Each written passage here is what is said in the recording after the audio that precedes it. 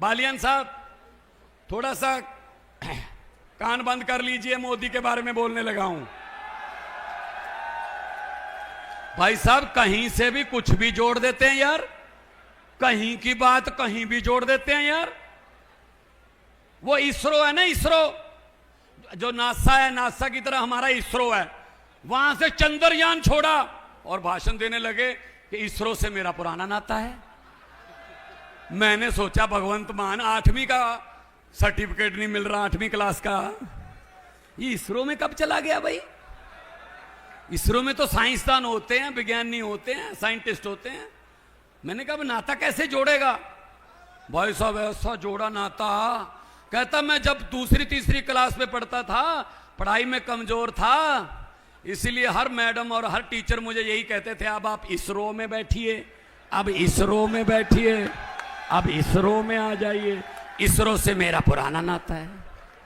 कर लो बात भाई साहब, क्या करें, चल रहा है बस, क्या करें, देश की किस्मत है, चल रहा है।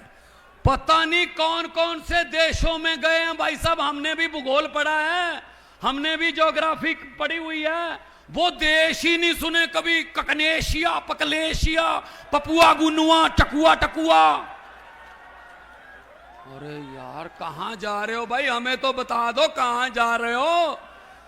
विदेश नीति पूछने का हमें भी अच्छा, राज्य के मुख्यमंत्री हैं हम भी, हमें तो बता दो, कुछ वहां दोस्त मित्र होंगे तो आपको मिलके कोई काम वाम करवा लेंगे। ना जी, आज टकुआ पपुआ, आज पपुआ गिनुआ, और वहां का राष्ट्रीय अवार्ड मिल गया है। अच्छा जी, राष्ट्रीय अवार्ड मिल गया। वहां की आबादी कितनी है? कहते 9500। मैंने कहा इतने लोग तो हमारे यहाँ जेसीबी चल रही हो उसको देखने के लिए खड़े हो जाते हैं। वो जहां 140 करोड़ रहते हैं वहां रहो, जहां 140 करोड़ रहते हैं वहां रहो। 9500 से बात नहीं बनेगी मोदी जी, 9500 से बात नहीं बनेगी। सच्ची है ना? हाथ खड़े करके ताली बजा के बता दो, सारे हौसला बना दो। इनके कच्चे चिट्ठे पड़े हैं हमारे पास, मैं और बेनीवाल नहीं डरते इनसे।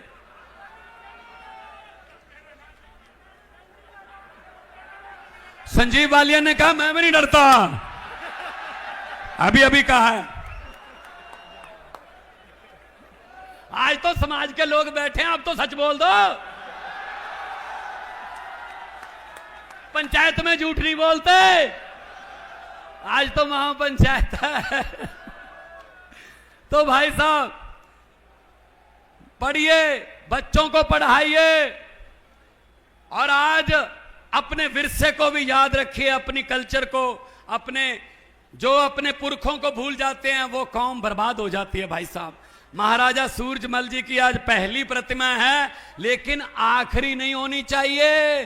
जहां जहां आप कहोगे वहां मैं आऊंगा, वहां मैं आ जाऊंगा, बुला लीजिए। हमारे पुरखे उन्होंने राज किया, और उन्होंने डीएनए हमारा एक है, हम देशभक्त लोग हैं भाई साहब।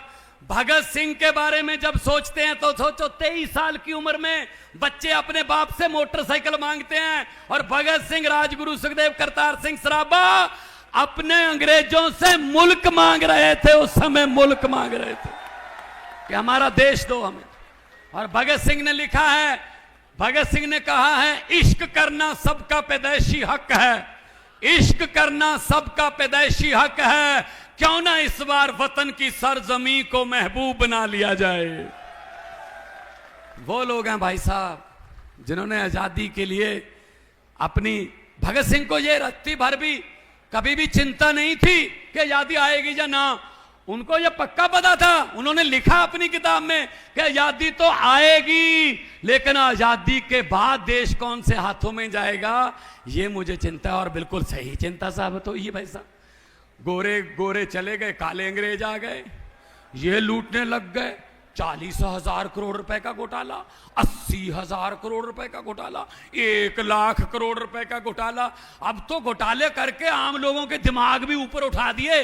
5-10 करोड़ के घोटाले की हम खबर पढ़ना बंद कर चुके हैं। छोटा मोटा चोर होगा यार, कोई बात बड़ी कर। कितनी जीरो लगती है हमें तो ये भी नहीं पता कि कितनी जीरो लगती है इसके साथ। इतने बड़े बड़े घोटाले, क्या साथ ले जाएंगे नोट? क्यों गरीब की बददुआ ले रहे हो? गरीब की बद्दुआ और परमात्मा की दरगाह, बिल्कुल सीधा राह, बिल्कुल सीधा राह, कोई बाईपास नहीं है भाई साहब। मैं कहना चाहता हूं, जो ये भ्रष्टाचारी जो गरीबों का पैसा खाते हैं, सड़कें खाते हैं, पुल खाते हैं, जो भी आ जाए इनके हाथ में वो खा जाते हैं, हक खाते हैं, हक मारते हैं जनता के। मैं उनको कहना चाहता हूं कि जितने मर्जी इकट्ठे कर लो, पैसे, हीरे, मोती, जितने मर्जी इकट्ठे कर लो, पैसे, हीरे, मोती, मगर ख्याल इतना रहे कफन पे जेब नहीं होती, साथ नहीं जाएगा पैसा। कोई अच्छे काम कर दोगे 4 दिन दुनिया याद कर लेगी आपको, वरना बड़े बड़े आए, बड़े बड़े चले गए भाई साहब। ये महाराजा सूरजमल जैसे लोग हैं जिनके अमर रहो के नारे लग रहे हैं। आज लगभग 300 साल बाद भी ये नारे लग रहे हैं। तो इसीलिए मैं कह रहा हूं कि आओ इकट्ठे होके अपनी बिरादरी को, अपने समाज को, अपने देश को एक रखें। देश को एक रखना है। देश एक रहेगा तब कहीं जाके शहीदों के सपने की आजादी हमारे पास आएगी भाई साहब। तो बहुत मैं सभी प्रबंधकों का बहुत आभारी हूं कि मुझे बुलाकर इतना मान सम्मान दिया। आप लोग कभी चंडीगढ़ आइएगा, आप लोग हमारे यहाँ पंजाब एग्रीकल्चर यूनिवर्सिटी है लुधियाना में, वहाँ आइएगा। पंजाब का किसान एमएसपी पे भाई साहब फसल बिकती है, आज फसल लेके आएगा, आज शाम तक जब फसल तुल जाएगी बोरी में डल के गोडाउन में चली जाएगी, और शाम तक जब तक ट्रैक्टर ट्राली लेकर घर जाएगा तो उसके मोबाइल फोन में मैसेज आ जाता है आज की फसल के पैसे आपके खाते में डल गए भाई साहब। घंटों में काम होते हैं, क्योंकि मैंने खेती की हुई है भाई साहब। मैं खेत से निकला हूं, मैं ट्यूबवेल से चलाकर, ट्यूबवेल में इंजन, मैं बरोजा लगाकर पटे को मैं निकला हूं। मुझे पता है आयशर ट्रैक्टर ने हैंडल के साथ जब स्टार्ट करते हैं 2 बार ये बाजू टूटी हुई है, देखो थोड़ा सा फर्क है इससे। इन्होंने कभी गरीबी देखी है? इन्होंने कभी गरीबी देखी है? ये सोने के चम्मच मुंह में लेकर पैदा हुए हैं ये। इनको क्या पता गरीबी क्या होती है? गरीबी गांव में रहती है भाई साहब। जो गरीबी है ना, ये देखना हंडाना अपने तन पे, वो ही जानता है जो गरीब है। एक दिन झोपड़ी में रह के कोई गरीब नहीं हो जाता। अगर इतने ही गरीबों से है ना, तो उस झोपड़ी वाले को अपने घर में रखो, उसको थोड़ा अमीरी के बारे में पता चले, वरना उसकी तो झोपड़ी भी छीन ले जिस दिन उसके घर रात बिताते हो कि तू चल फोटो लेनी है, झोपड़ी में ठहरे। बताइए भाई साहब, ये तो कैंपिंग करने आते हैं हमारे घरों में। तो कोई बात नहीं, समाज हमारा अन्नदाता है। हाँ, हमारा समाज कभी ऐसे नहीं करता हाथ, हमारा समाज हाथ ऐसे करके देने वाला समाज है भाई साहब। दोनों हाथ ऊपर उठा के भगत सिंह का नारा लगाएंगे, इनकलाब। दिल्ली तक जाए आवाज, इनके शीशे हिलें, शीशे। और है आपकी आवाज में वो ताकत।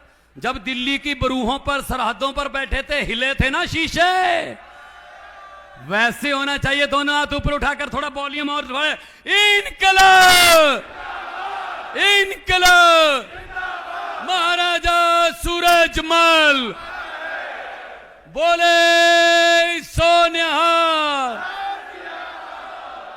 लोगों को अक्सर कहते सुना है, जिंदा रहे तो फिर मिलेंगे, लेकिन इस पंजाबी दिल ने कहा है, मिलते रहे तो जिंदा रहेंगे। बहुत बहुत धन्यवाद, बहुत बहुत मेहरबान।